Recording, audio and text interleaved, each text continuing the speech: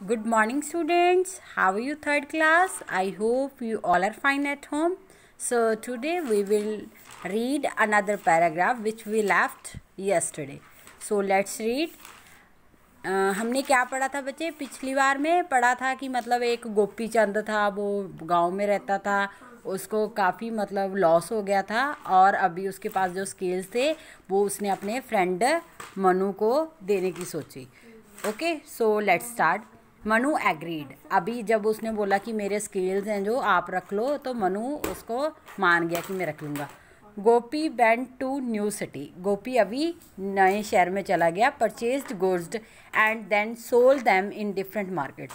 उसने कुछ गुड्स खरीदी, कुछ सामान खरीदा और डिफरेंट मार्केट्स में उसको सेल कर दिया. He was able to earn a handsome amount of money and returned satisfied from his venture.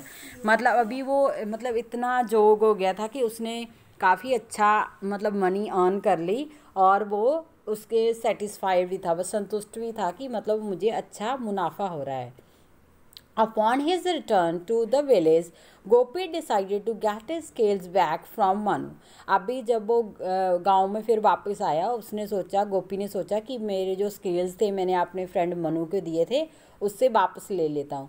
So he went to Manu's house and said to him. अभी वो मनु के हाउस में चला गया और उसने बोला, please return the iron scales that I gave you. उसने बोला कि मुझे वो मेरे स्केल्स दे दो, वो बट्टे दे दो जो मैंने आपको दिए थे. Manu meanwhile had found the scale useful and wanted to own them. अभी जब वो चला गया था तो मनु ने सोचा कि ये तो मेरे लिए भी बहुत यूज़फुल है, तो मतलब मैं भी इसका यूज़ कर सकता हूँ. तो उसने बोला, सो ही सेड टू गोपी. उसने गोपी को बोला, I don't have them any more. अभी वो मेरे पास नहीं है. Gopi was surprised and asked him, what do you mean.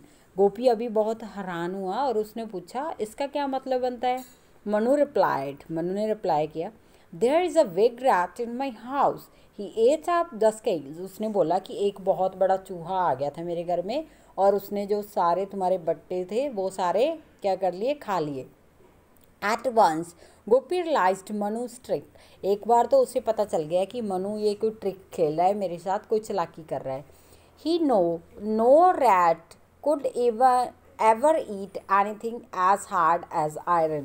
उसको ये पता था कि कोई ऐसा रैट है ही नहीं है, कोई बना ही नहीं है जो इतने हार्ड आयरन मतलब इतने लोहे को खा जाए. बट ही सेड इन अ काम वॉइस. पर उसने फिर भी मतलब बहुत ही पोलाइटली बोला, if the rat has eaten the iron scales nothing can be done now. Said Gopi. Gopi ने बोला कि कोई बात नहीं, अगर वो खा गया है तो अब हम कुछ नहीं कर सकते. I am going to take a bath in the river. अब उसने बोला कि मैं मतलब नहाने जा रहा हूँ रिवर में. Can you send your son with me to took after my clothes while I take a bath. उसने बोला कि आप अपने बच्चे को, अपने बेटे को मेरे साथ भेज दोगे कि अगर मैं मतलब वहाँ पे नहाने लग गया तो मेरे क्लोज से बाहर लेके आएगा. Manu agreed and sent his son to follow Gopi's to river. Manu मान गया. उसने वो अपने बॉय को, लड़के को भेज दिया कि गोपी के साथ. Gopi took a bath in the river and then took Manu son to secret place to hide him. अभी उसने क्या किया, मतलब पहले तो उसने मतलब पहले वो नहाया, फिर उसने जो मनु का सन था उसको एक सीक्रेट प्लेस में हाइड कर दिया, मतलब छुपा दिया. He then return to Manu's house. अभी वो क्या था, मनु के हाउस में दोबारा से आ गया. When Manu saw Gopi alone. जब देखा कि गोपी बिल्कुल अकेला है, ही आस्क्ड इन सरप्राइज. उसने सरप्राइज में पूछा, वेयर इज़ माई सन. उसने बोला, मेरा बेटा कहाँ पे है. गोपी रिप्लाइड वरीडली. गोपी ने बहुत ही मतलब चिंताजनक जवाब दिया, I feel sorry for you. उसने बोला कि मैं सॉरी फील करता हूँ.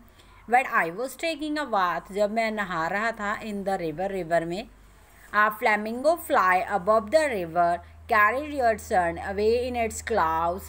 I could do nothing. उसने बोला कि एक बहुत बड़ी मतलब इल टाइप वो आया, जानवर आया और उसको कैरी करके चल गया, मैं कुछ नहीं कर पाया.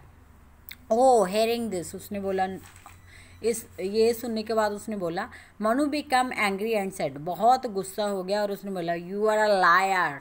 आप झूठे हो। A flamingo can never carry a boy as big as my son. उसने बोला कि इतना बड़ा मेरा बेटा वो कभी कैरी नहीं करके कभी नहीं उठा के लेके जा सकता। I shall complain about you to the village elder. उसने बोला कि मैं आपकी कंप्लेन करूँगा जो विलेज के गांव के बड़े बुजुर्ग हैं उनके पास। So Manu went to the village elders and complaint about Gopi. अभी वो चला गया और उसने कंप्लेंट की गोपी के against. He took my son along but now says that a flamingo flew away with him. अब वो उसने बोला कि मेरा बेटा अपने साथ ले गया था, अभी बोल रहा है कि वो उसे उठा के ले गई है। The shocked village elders angrily asked Gopi to explain. अभी वो भी शॉक्ड हो गए, हैरान हो गए। उन्होंने पूछा कि गोपी एक्सप्लेन करो क्या बात है। How can a flamingo can away a child they asked.